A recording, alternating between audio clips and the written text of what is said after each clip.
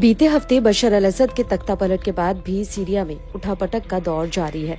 पड़ोसी देश इजराइल लगातार सीरिया पर भीषण बमबारी और हवाई हमले कर अपनी घुसपैठ बढ़ा रहा है। इजराइल ने सीरिया के उस इलाके में कब्जा जमाया है जहां से वह बहुत आसानी से सीरिया के अंदर हमला कर रहा है। माउंट हरमन की चोटी पर इजरायली सैनिक तैनात हैं, जो इलाके में सबसे ऊंचाई पर हैं। मालूम हो कि असद की सत्ता जाते ही इजराइल और अमेरिका दोनों ने सीरिया पर हमला किया था। इस बीच इजराइल सीरिया के रिश्तों को लेकर हयात तहरीर अल शाम समूह के चीफ का बयान सामने आया है। सीरिया की सत्ता पर कब्जा करने के बाद एक इंटरव्यू में मोहम्मद जुलानी ने पहली बार खुलकर इजराइल पर बात की है। हाल में इजरायली हमलों की निंदा करते हुए जुलानी ने कहा कि देश नए संघर्ष के लिए बहुत थक चुका है। HTS का इजराइल के साथ संघर्ष में शामिल होने का कोई इरादा नहीं है।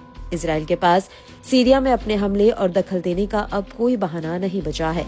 ईरान के जाने के बाद सीरिया में किसी भी विदेशी हस्तक्षेप का कोई दावा नहीं रह गया है। जुलानी ने चेतावनी भी दी, अगर इजराइल अपनी सैन्य गतिविधियों को आगे बढ़ाता है तो उसे इसका नतीजा भुगतने के लिए तैयार भी रहना चाहिए। जुलानी ने आगे कहा कि उनका सबसे पहला काम सीरिया में पुनर्निर्माण और स्थिरता लाना है, न कि सीरिया का ऐसे संघर्षों में घसीटना जो और अधिक विनाश का कारण बन सके। जुलानी ने अंतर्राष्ट्रीय समुदाय से हस्तक्षेप करने और सीरियाई संप्रभुता का सम्मान करने और तनाव को बढ़ने से रोकने की जिम्मेदारी लेने का आह्वान किया है, लेकिन उन्होंने इस बात पर जोर दिया कि भविष्य में कोई दुश्मनी नहीं होगी।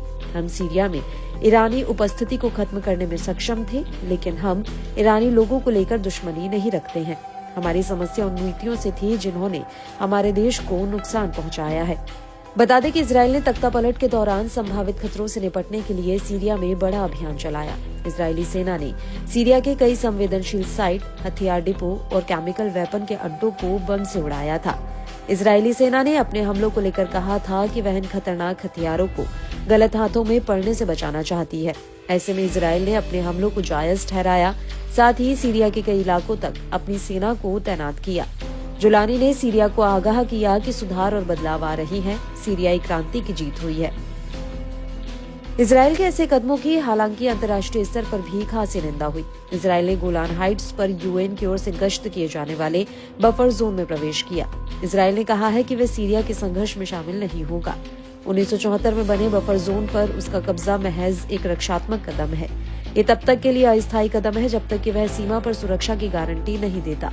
बता दें कि UN ने इजराइल के इस कदम को 1974 के समझौते का उल्लंघन माना है। वहीं इजरायली PM ने असद सरकार के गिरने के बाद इस समझौते को खत्म करार दिया है। ऐसे में इजराइल के डबल गेम से कई अरब देशों ने एतराज जताया है।